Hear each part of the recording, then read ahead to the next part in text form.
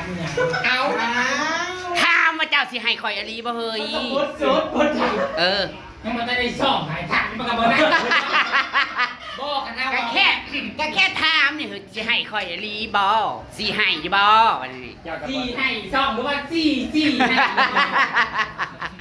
สิให้อลีอยู่บ่เจ้าบ่เสียดายบ่ข่อยบ่ได้ให้เจ้าอันนั้นตอบข่อยให้เจ้าถาม ข่อยเป็นเนี่ย เขินว่ะสัน เจ้าเอาเจ้ามันถามเขา เออ แม่เจียจะบอกว่า เฮ้ยไม่เขินนั่นยังไงไหวอยู่ตรงนั้นแกเสียงไปนี่บ่เคย สิให้อยู่บ่สิให้ แต่ว่าเลยกระเพงเนี่ยเขา ถามก่อน ยังบ่ทันได้ถามน่ะตอบ กูบ่ได้ให้มึงตอบกูให้มึงถาม แต่บดโซดบด เอ โซ อ ด ถาม ก็ได้ ถามเห็ดหวานๆเห็ดอ่อนๆถาม ถามมาได้เลยเอ้ยบอกก่อนที่ละ เอาก็บอกจะไม่กัน เรื่องว่าพวน่ะสิให้อันซ่องคอยในรีบออะไรเออ จะจีถ้าไม่ได้ยากก็เอาไปนะยากไปรถแล้วมั้ง ถามเห็ด จะซื้อว่า เห็ดเสียงสองเสียงสาม เฮ้ยเจ้าเสียไก่ยี่บ้าฟังยี่ตูบจะนะบ้าเฮ้ยจังให้ตะวะเนาะได้ยี่ตูบจะฟังนะเมน เจ้าเป็นยังจะขึ้นจากไห้คอย เพื่อนสิพานไปรับไปลอกเจ้าทั้งมิมทั้งตอลมพักแฟนจะมาเจ็บมือตัวต้น เพื่อจะได้ช่องมาเนาะสู้ก็เลยเสียดาย จะมาเจ็บบนลูกเล่ากระได ก็เลยเสียดายก็ให้ลูกเมียเฮ็ดต่อแต่ว่าบ่เฮ็ดกัน ใกล้ สู้ จะสิเอาไว้ต่อไหนเมียได้แต่เมียเป็นผู้อ่องอยู่ได้นะ ออกฮอดโรกาบ่บอกออกฮอดโรกาอย่าคือคบขี้เขียว โอ้ยวันนี้เราเราสี่บอท่านแล้วตุยเป็นท่ายกินเห็ดก่อนหมู เนาะตาย พอดีได้สิอ่ะแล้วทีได้คนมาแล้วบอท่านคนมาแล้วเป็นออนเรื่องเป็นมันใส่กุ้งไม่บอกนั่นนี่ได้ย้ำจะเรียบอ่ะ แววไว้บ่ เอาตัวมันบ่มีมันระบบสั้นเห็นไหมเอาเป็นมันใส่กุ้งไม่ไปบอก กินเด้อผู้ใดกินข้าวปุ้นเจ็บท้องน่ะมื้อวานนี่มันออกเบิดแล้วกินข้าวไหม้เด้อมื้อนี้มันสิเบิดหลาย กล้ากินมือในนั้น มือนี้ครับบริการกินนะ ๆอันนี้ก็เบิดคืนจ้า ใส่มันจะจิ้มท้องนี่พออยู่ แสดงว่ามีแต่ตุ้ยๆกับนางโอได้เจ็บท้องขนาดนั้นเธอก็เจ็บบ่เอา ดูนุ่มกันเลยลูก สัน กินจ้ะ จื้ออย่างเงี้ย สันพะ ยา บ่ อาลีร้อย บ่ยากที่ผมบ่ยันได้ คือว่ามันก็บ่ได้สุกเนาะ ล้มแต่ว่ากินค่อยว่ามันเปลี่ยนน้ำข้าวปุ้นเร็ว แต่เก้าน่ะกินบ่ได้เจ็บท้องกับปุ้นบนคืมน่ะ แล้วข้าวปุ้นพลังบอลอ่อน ข้าวปุ้นเบิ่งว่ามันเช่นหน่อยกว่านี้ได้บ่ให้เช่นมันเจ็บ มันมี2แหลมเด็กน้อยก็สิไง มันเจ็บแต่บ่ได้เจ็บมันงุ้มไม่ได้เป็นยังออกลูก มันสุก กระซ้อมเครื่องเอาไป เอานั่น ก็ น่ะ ถ้าแต่แจ้งหาทุกคนด้วยทีหนึ่ง เฮาก็บ่ได้เป็นหยังเฮาก็ มันก็บ่ได้เป็นยัง เธอเดียวเฮ้ยปกติเนาะแต่เก้าน่ะเฮานั่นกินกระปุ้นแล้วแม่นโลดหักกูมื้อนี่มันใครแน่ บ่รู้เป็นน้ำกินข้าวห้องท้องไปแล้วครับมันบ่ติด บ่ได้กินข้าวตั้งว่ากินแต่กระปุ้นน่ะมันจะเมื่อวานน่ะนางตุ้ยกินจนย่างบ่อยากได้เฮ้ย เขายังมากินข้าวมันแหน่อยู่ตักนี่มันบ่ได้ลงไปอยู่จังว่าเลยมันลงนี่มันบ่อยู่ที่มันลงเลย สิเบิร์ดหลายๆน้ำกระปุ้นกับพี่น้องได้เฮ็ดไหมแล้วนี่นั่นเฮ็ดน้ำยาป้าบัดนี้นั่นขายดิบขายดีพี่น้องหลายมาเมื่อเช้านี่ก็เท่าใดกลุ่มละมาผู้ใดมากก็ห่อน้ำกินน้ำห่อน้ำก็เลยมันกันเนาะจังว่าเฮ็ดหลายๆนะเฮ็ดเพื่อไว้น่ะมันก็ยังบ่ได้ กิน พอ อะไรยังไม่ให้ปลาตอนกินมัน บ่นั้นเราบ่ได้อยากอีหยังเราบ่ได้อยากอีหยัง แต่ เลย เขาพูดเลยพ่อแล้วเขาเอารักไปแล้วเขา เฮ้ยบ่ได้เอาหยังมาให้กินน่ะก็บ่ได้กินเพิ่งจะมาหาเอื้อยน่ะก็ได้บัดปีเซิร์นน่ะบ่ได้มา กินหลับ ปีนี้น่ะบ่ได้เซิร์นฉันก็บ่ได้ง้อเพิ่นพาขี่รถไฟเว่มา ถ้าก่อนเจ็ดมากแต่ว่าเรายังงูง่าย มันโย่เขากินในใจ บ้านบุญบ้านเพิ่นน่ะมู้น่ะฮู้ซองอยู่มันบ่เซิร์นกูบ่ ส่วนบ่ส่วนบ่ ส่วนอยู่บ่ฟังรหัสอยู่ครับบ่ส่วนก็ไปเอาน่ะมันใจไก่ก้านหน้าด้านเพราะแห้งเลยเนาะหน่วยกระต่ายก็ใส่แว่นไว้ปานนั้นบ่ได้มีความอาย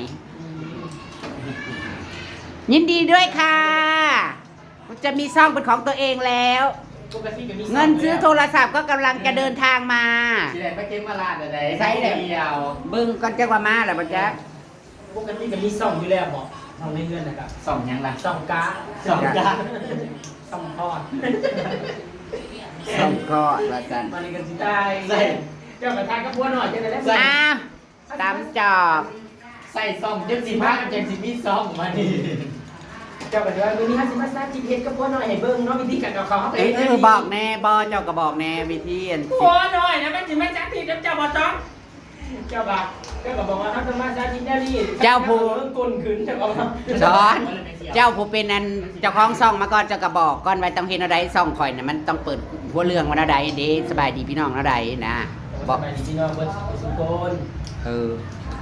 สบายดีพี่น้องเบิร์ดสุกลสำหรับเอฟซีจะได้ผมมาท่านคนตัวมาปากไก่แล้วอย่ามาคอมเมนต์ด่าปล่อยกูอยู่นี่เด้อตัวมากับมาตะเบิ้งกูทำไมจะเขามาด่ามาปล่อยกูอยู่นั่นนี่เอฟซีมือละผ่านเล่นผ่านข้างเอฟซีตัวละจ้องเป็นสีด่าอยู่หันนะบอกแล้วนี่กับมันด่าบ่ถือป้องนี่กับบ่ถือแค่นี้กับบ่ถือโว้ย แม่ อย่ามาสั่ง นี่ที่ใด อย่ามาสั่งบอก อย่ามาสั่งมาซ้อนมันเป็นจ้องกับมาเมื่อเจ้ารู้ๆ มันไทยมันเลย มันก็ได้แต่ดูมันแต่แล้วมันต้องไปท่ายี่ป้าไปแล้วบัดนี้เนาะพอท่านนั่นเนาะบัดนี้นะ เห็นนะบอก เราเห็นเป็นบ่มีหัวขอยังได้เราเขียนเขาเป็นดิมีไปดูบ่เขาเห็นโอ้ย แล้วก็ล่มไปโลดได้ แต่พี่ชัวมันเป็นน้ำจืดอยู่ นั่นพวกนักอะไร เดี๋ยวว่าทายแล้วก็ลบไปลบบ่ได้มีหัวขอยังก็จะเข้าไปเบิ่งโดยเบิ่ง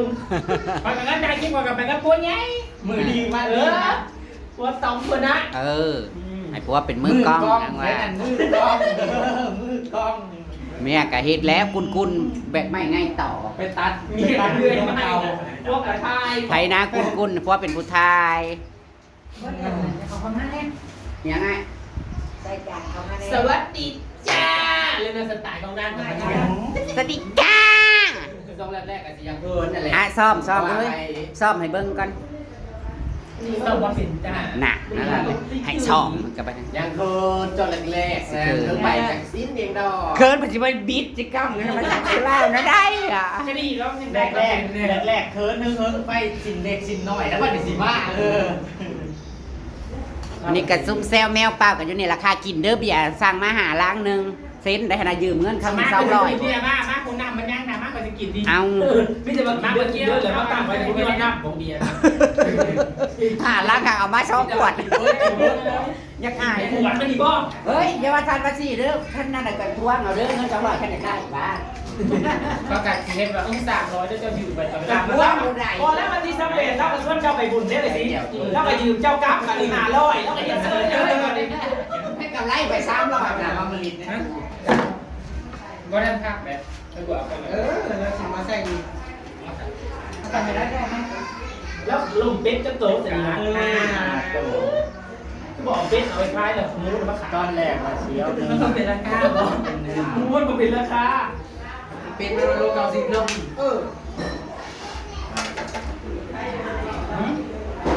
เก็บเหรอ แม่ข่อยมาเลยเดี๋ยวเห็นยุ่งเราบอกดันมา ยังมากครับกินหม้อจุดนึงกระเพาะอย่าเพิ่งไปกินได้ตั้งเม็ดนึง ว่าเลยบ้านคนไทย มึงก็เป็นกระเพาะบอจุงกระเพาะ กระเพาะกระเพาะ กินกับผู้แรกมันเป็นกระเพาะ บอสกระเพาะหักนิดหน่อยเป็น กระเพาะว่าหักเขาลาย กระเพาะมาแฮกตาตะน้ำอายบอกแม่มันใส่งานร้ายบอกว่า ท่านหักเขาลายนี่มันตายโลกมันเป็นอะไรเนาะมื้อนี้บ้างยาพิษประจักษ์แล้วพอได้กินก็คือเจ็บท้องสาวว่าเฮ็ดกับปุ้นแซ่บพี่น้องเอ้ย เขาพูดกันแม่ หักเขาน่ะบ่ได้เป็นหยังชาทุกอย่างเรารู้ เป็นยังเลย เพราะมันกับพื้นเราบาดเจ็บกับแค่มีเขานั่งเฉย เฮามาย่างอยู่หน้าบ้านเลยพี่น้องอีหยังก็มาหวังอ่อนตะแนวลงปั่นโคยเป็ดแท้ อันไทยนี่ก็ได้ไปเลยนะ อันใดเบี้ยนะพอชายจะหึงนอกจากว่าของแดงๆของอิหยังแบบอันนั้นน่ะเดี๋ยวนี้น่ะเพิ่นบ่ได้ น้ำมันดีข่อยยังขายลงจ้าข้าวกับเต้นรุ่งกับเต้นจังหวัด ตะกี้น่ะคอยน่ะซับเป็ดอยู่รัว ยูทูบสู้นี่พูดกับโฆษณาที่เจ้าขัดยุค ๆค ค รั อย บ ทันแล้วมาต่อหน้าเลย นี่เขาเองได้ บึงกันช่วงนี้กับ อย่างบนน้ำข่อย เอาช่วงนี้เขามัน โฆษณาอยู่ โฆษณาเขาลาย โอ้ โอ้ยอย่ามาเว้าข้าวตึมห้าวบ่มีบ่ได้เงินน่ะอย่ามาเว้า ขาวบอก เมื่อยย่างเป็ดปังอยู่หน้าบ้านเลยพี่น้องอามาได้น่ะนั่งยังอันไปงานแต่งหน้าให้ซบเขาโอ้ยแต่งหน้าเจ้าสาวส่วนไผ รกระสวนเบิดเลยล่ะพี่น้องเอ้ยแต่ว่าบ่ฮู้ว่าเพิ่นสิมาตอนใดสาววันสาวแสงสาวลอยจุมเบาอ่อนแม่เมยสาวแหล่เจแหล่กระสวนแล้ว จนใน FC เป็นเขามาว่าบ่สวนผู้นั้นผู้นี้อีกเอาอีก ส แล้ว วนได้พี่น้องทำไมไม่สวนคนนั้นไม่สวนคนนี้เนาะ แม่น อย่าใช้คำว่าทำไมเด้อค่ะสวนแล้วสวนเบิดเลย มาบอกมาอยู่ที่เจ้าของข่าวเด้อจ้า FC กับสวนเบิดทุกคนเด้อจ้าเบิดสุขุสุขคนเด้อมากินมาซุ่มมาแซวนำกันบุญบ้านเจซีปีหนึง8เทื่อดุค่ะบ่ต้องเสียใจค่ะบ่ได้มาเทื่อหนึงก็ต้องมีเทื่อห เป็ นึ น ง กันเทื่อละหาโตแปดเทื่อกับ40โตปีนึงน่ะ หาซะปีนี้หมดงบแต่ในหานี่แหละบ่กินหลายจงไว้เลี้ยงแน่ก็สิทำธุรกิจเฮ็ดฟาร์มเป็ดเลี้ยงเป็ดอยู่เลี้ยงหมูบนบลาบ โย ลื่ ก็ น ไม่ แล้ว คุณ กัน ดูกับแม่พักเองยังกลับมาพูดคือเก่าแล้วเลยไม่ใช่สิแบบขึ้นไปซื้อเขาอีก บ่ถ้ากินโตมันยำหลังใหญ่ เจ้าครับฝากไทยเป็ดอยู่ พักเป็นมันมีวันตู้นั่นไป เด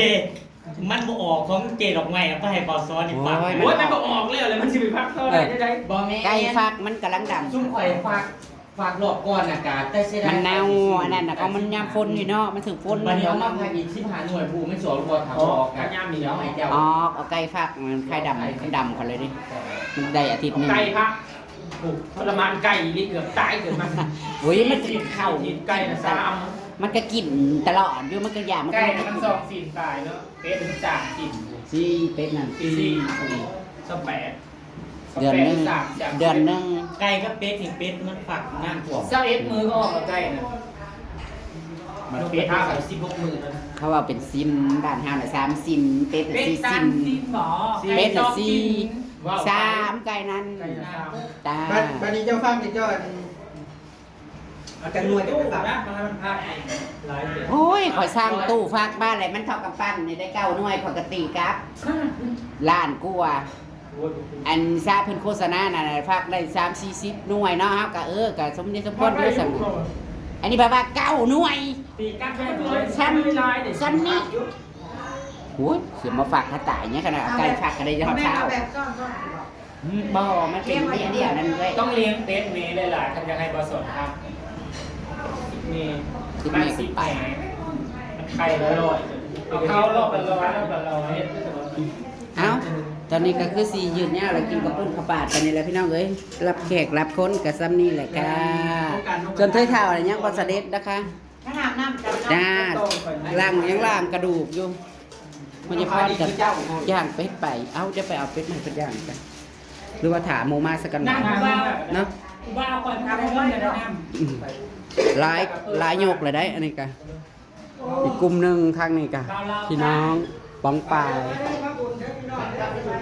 นั่งกินเบียร์จบแจ็บ